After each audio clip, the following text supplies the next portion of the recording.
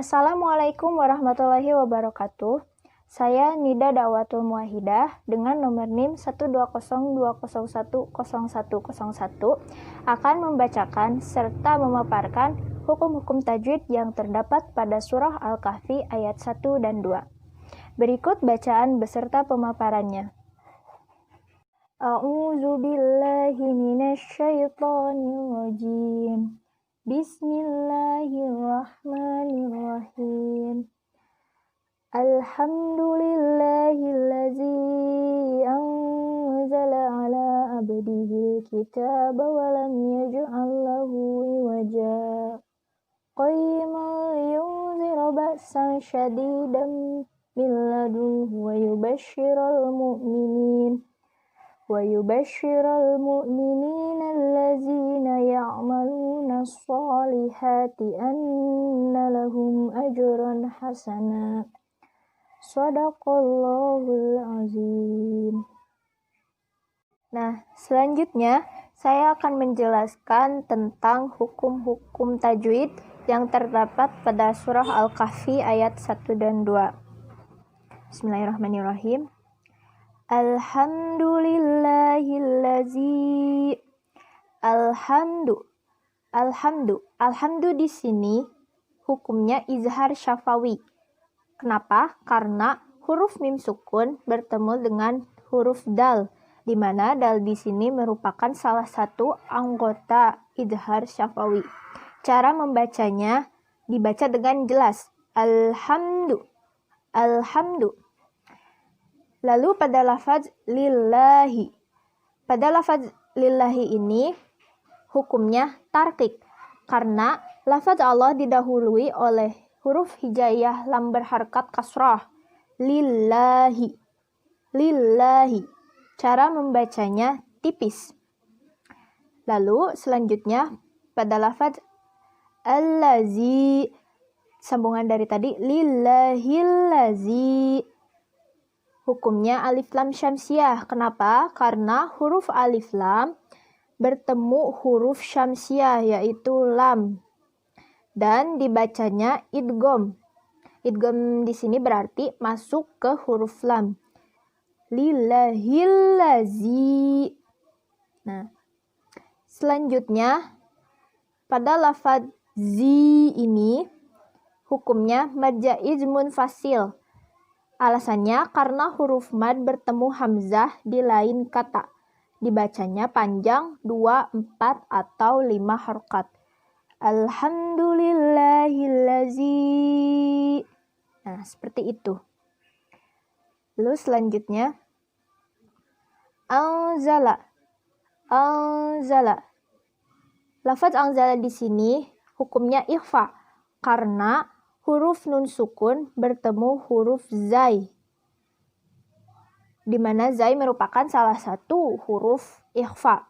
Cara membacanya samar dengan dengung dan ditahan selama 3 harokat. Pada waktu mengucapkan huruf nun mati, sikap lidah dan bibir dipersiapkan menempati huruf zai. Anzala. Seperti itu.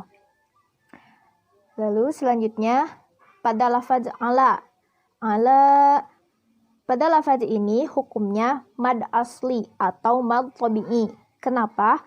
Karena huruf lam berharkat fathah bertemu alif setelahnya dan tidak bertemu hamzah, sukun, waqaf maupun tasydid. Cara membacanya panjang 2 harokat. Ala. Alhamdulillahilladzi anzala ala. Seperti itu. Lalu selanjutnya lafaz abdihi. Hukumnya ialah qalqalah sugro. Nah, di sini qalqalah sugro. Kenapa? Karena huruf qalqalah ba berharkat sukun dan posisinya di tengah kalimat. Cara membacanya pun dipantulkan secara ringan. Abdihi. Seperti itu. Selanjutnya ada hukum alif lam qamariyah pada lafaz ini. Abdihil kitaba. abdihil kitab. Nah, kenapa disebut alif lam qamariyah? Karena huruf alif lam bertemu huruf kaf dan dibacanya secara jelas. Lalu selanjutnya ada kata al-kitab. Al-kitab ini nih. Al-kitab di sini merupakan hukumnya merupakan mad asli atau mad tabi'i karena huruf ta berharakat fathah bertemu alif dan setelahnya tidak bertemu hamzah, sukun, waqaf maupun tasdid. Cara membacanya pun sama seperti ini, dibaca dengan panjang 2 harokat. Lalu selanjutnya walam yaj'al lahu iwaja. Walam yaj'al. Nah, walam yaj'al di sini merupakan izhar syafawi. Kenapa? Karena huruf mim sukun bertemu dengan huruf ya. Di mana ya di sini merupakan salah satu huruf pada izhar syafawi. Cara membacanya pun dengan jelas. Walam yaj'al. Nah, seperti itu. Lalu setelahnya ada qalqalah sughra. Yaj'al. Karena huruf qalqalah jim berharakat sukun dan posisinya ada di tengah-tengah kalimat. Cara membacanya dipantulkan secara ringan. Seperti itu. Walam yaj'al lahu iwaja. Nah, walam yaj'al lahu. Nah, di sini hukumnya idgham mutamasilain. Karena apa? Karena huruf lam sukun bertemu dengan lam berharakat tasydid.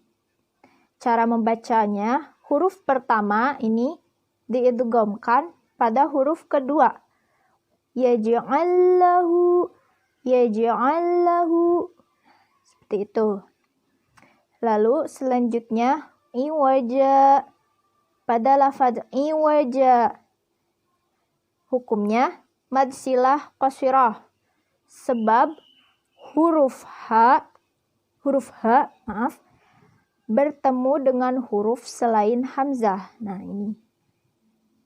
Nah, pada lafaz iwaja merupakan mad iwad karena jim berharakat fathah tanwin dan diwaqaf. Cara membacanya tanwinnya dihilangkan dan panjangnya 2 harokat. Karena asalnya ini iwajan karena memiliki sifat atau mempunyai hukum mad iwad berarti dibacanya dihilangkan tanwinnya jadi iwaja. Nah, alhamdulillahillazi anzala ala abdihil kitaba wa lam yaj'al lahu iwaja. Seperti itu. Nah, selanjutnya pada ayat kedua ada lafaz qayman liyunzira ba'san syadida. Qayman liyunzira. Nah, qayman liyunzira di sini hukumnya idgham bila gunnah. Karena apa?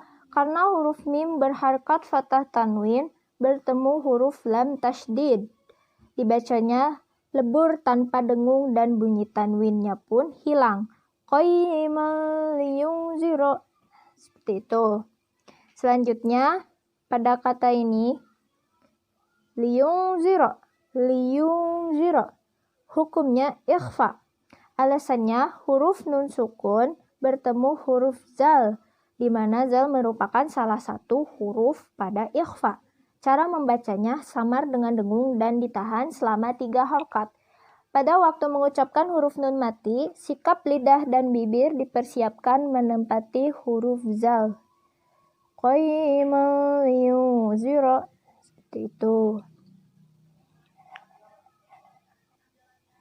Lalu selanjutnya ba'san syadida. Nah, ba'san syadida.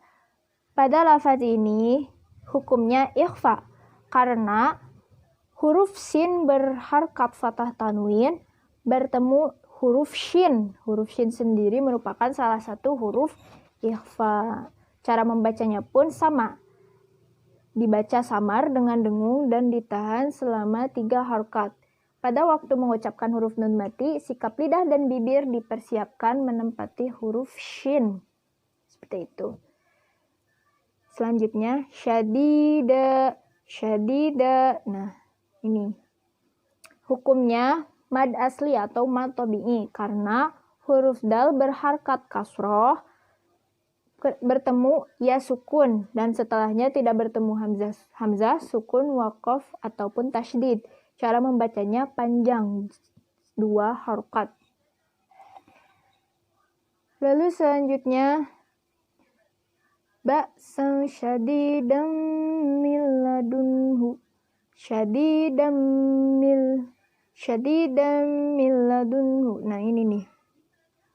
Dibaca idgham bi gunnah karena huruf dal berharkat fathah tanwin bertemu huruf mim bertasydid. Huruf mim di sini pun termasuk huruf pada idgham. Dibaca masuk dengan dengung dan ditahan sampai 3 harokat. Syadidan min. Seperti itu. Lalu ada juga ini sama idgham. Syadidan min ladunhu.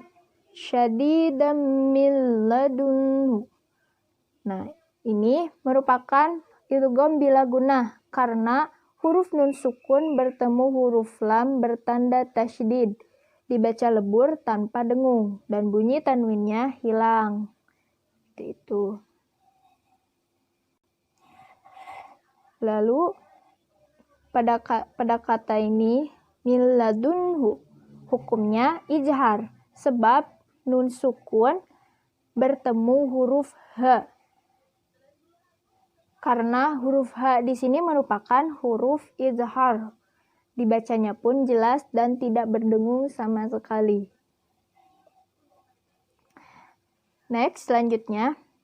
Wa yubashshirul mu'minina allazina. Wa yubashshirul mu'minin. Nah, pada lafaz ini wa yubashshirul mu'minina hukumnya merupakan alif lam qamariyah. Karena apa? Karena huruf alif lam bertemu dengan huruf mim. Nah, dibacanya secara jelas. Wa yubashshirul mu'minin. Seperti itu. Selanjutnya ada lafaz ini. Mu'minin. Hukumnya mad asli atau mad tabi'i. Karena apa? Karena nun berharkat kasroh bertemu ya sukun. Dan setelahnya tidak bertemu hamzah sukun, waqaf, dan tasydid. Cara membacanya panjang. 2 harokat. Selanjutnya pada lafaz allazina. Allazina. Hukumnya alif lam syamsiyah. Karena apa? Karena huruf alif lam bertemu huruf syamsiyah yaitu lam. Ini. Nah, dibacanya idgham yaitu masuk ke huruf lam. Wa yubashshirul mu'minina allazina. Seperti itu. Selanjutnya pada lafaz zina merupakan mad asli atau mad tabi'i karena huruf zal berharkat kasrah bertemu ya sukun setelahnya. Cara membacanya 2 harokat. Seperti biasa ya, mad asli 2 harokat. Lalu selanjutnya ya'maluna sholihati anna lahum ajran hasana. Ya'maluna. Ya'maluna di sini hukumnya mad asli atau mad tabi'i. Karena huruf lam dhamma berharokat dhamma maksudnya bertemu waw sukun, di mana waw sukun merupakan salah satu huruf dari mad tabi'i. dan setelahnya tidak bertemu hamzah, sukun, waqaf, dan tasydid. Cara membacanya panjang, 2 harokat. Lalu selanjutnya ya'maluna sholihati. Nah, pada lafaz ini ada 2 hukum di sini. Yang pertama, alif lam syamsiyah, karena huruf alif lam bertemu huruf syamsiyah yaitu shad. Lalu dibaca idgham masuk ke huruf shad. Ya'maluna sholihati. Ya'maluna sholihati. Nah, yang kedua ada mad asli atau mad tabi'i. Karena apa? Karena huruf shad berharakat fathah bertemu alif setelahnya dan tidak bertemu hamzah, sukun, waqaf, dan tasydid. Nah, di sini ya. Jadi dibacanya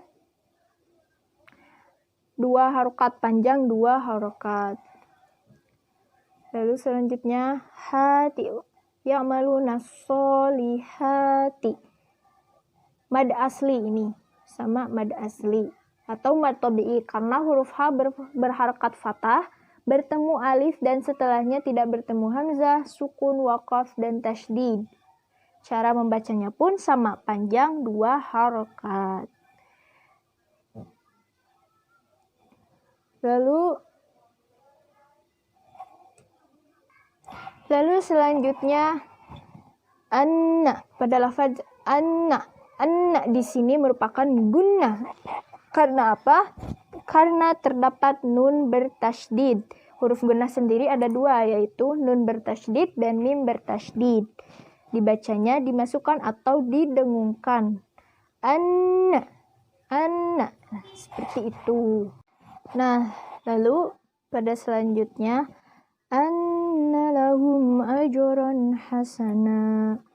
Hasanana. Pada lafaz hasana ini merupakan mad iwad. Kenapa? Karena nun berharakat fathah tanwin dan diwaqaf. Cara membacanya, tanwinnya dihilangkan dan panjangnya 2 harokat. Ya'maluna sholihati anna lahum ajran hasana. Seperti itu. Sekian penjelasan mengenai hukum-hukum tajwid yang sudah saya paparkan pada surah Al-Kahfi ayat 1 dan 2. Kurang lebihnya mohon dimaafkan dan mohon maaf apabila terdapat banyak kata atau kalimat yang kurang jelas dan sulit dipahami. Sekian dari saya. Wassalamualaikum warahmatullahi wabarakatuh.